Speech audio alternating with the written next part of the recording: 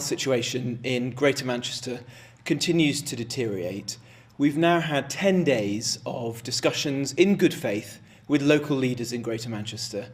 We've not so far been able to reach an agreement. We've offered a comprehensive package of support in addition to the national measures that have been set out by the Chancellor. I've written this evening to the Mayor of Greater Manchester. When leadership failed, Jenrick's warning on British extremism. Before we get into this rather uncomfortable truth about modern Britain, do me a favour and hit that subscribe button, because what we're about to discuss is exactly the sort of thing that gets swept under the carpet, and if you want more honest, no-nonsense political analysis, you know where to find it. Right here on UK Connors. Now then, let's talk about what happened in Manchester on Thursday. A terrorist attack that shocked the nation, yes, but here's the uncomfortable bit. Robert Jenrick, Shadow Justice Secretary, says it shouldn't have surprised anyone. And before you dismiss that as political posturing, you might want to hear what it's actually saying, because it's rather more serious than your standard Westminster rhetoric. Jenrick has come out swinging, and I mean properly swinging, with an accusation that cuts right to the heart of British institutional failure. His claim? That we have a feeble, spineless class of leaders who've allowed anti-Semitism to metastasize across our most trusted institutions.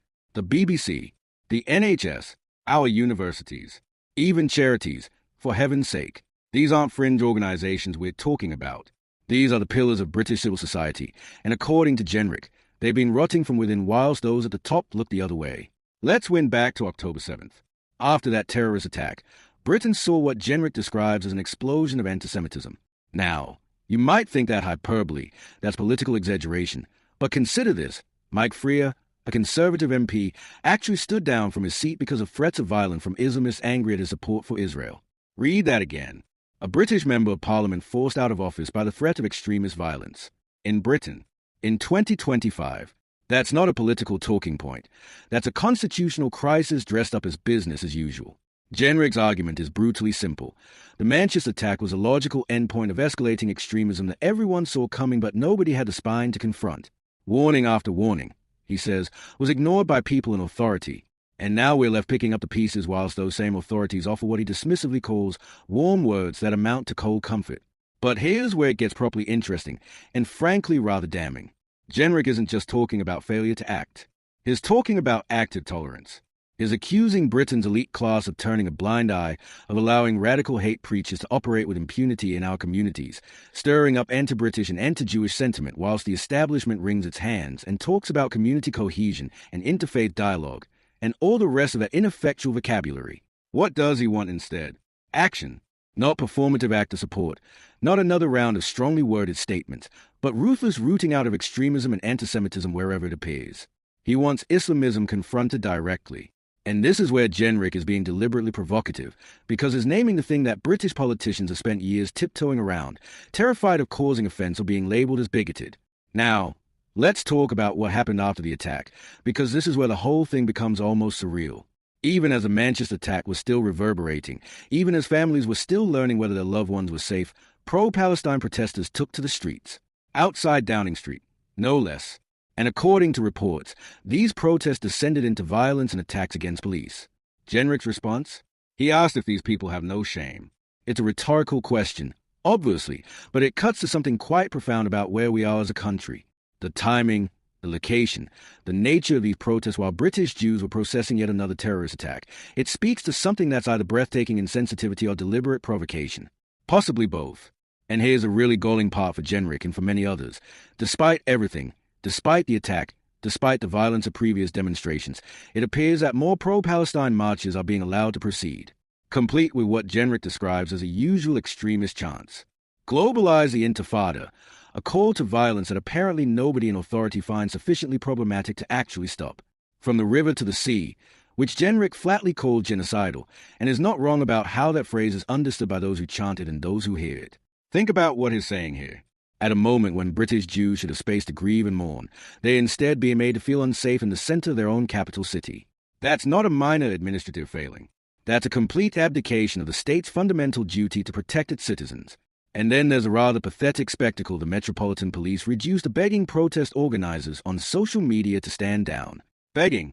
The Met, one of the world's most respected police forces, reduced to pleading with activists to please, pretty please, consider not marching this time. Jenrick's take on this is withering. He says if the authorities truly mean it when they claim they'll do whatever it takes to make British Jews feel safe, then this protest will not go ahead. Full stop. No negotiation, no hand-wringing, no social media diplomacy.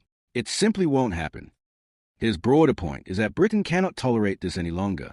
That a Britain where Jewish citizens are afraid is not Britain at all. It's a shadow of what this country is supposed to represent, and is framing this in deeply personal terms, talking about British Jewish families thinking about their future here, wondering whether they are safe. These aren't abstract policy questions.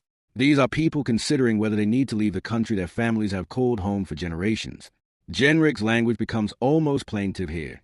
They should not live like this. We cannot live like this. It's an appeal to something fundamental about national identity and what we owe each other as citizens. And then he pivots to something rather more confrontational. We are not helpless victims. We can choose to root out this cancer if our leaders actually care. That word, cancer, is deliberate. He is not talking about a problem that needs managing or a challenge that requires dialogue. He is talking about something malignant that needs cutting out. And his final line, "I know where I stand," is a direct challenge to every other politician, every institution leader, every person in authority to declare where they stand as well. Now, whether you agree with Jenrick's diagnosis or not, and I suspect opinion will be rather sharply divided, you cannot deny that it has identified something that many British people are thinking but few politicians are willing to say quite so bluntly. The question of how Britain deals with extremism, how we balance tolerance with security, how we protect all our communities, including and perhaps especially our Jewish community at a moment when anti-Semitism is undeniably rising, these aren't questions that yield to easy answers or comfortable platitudes.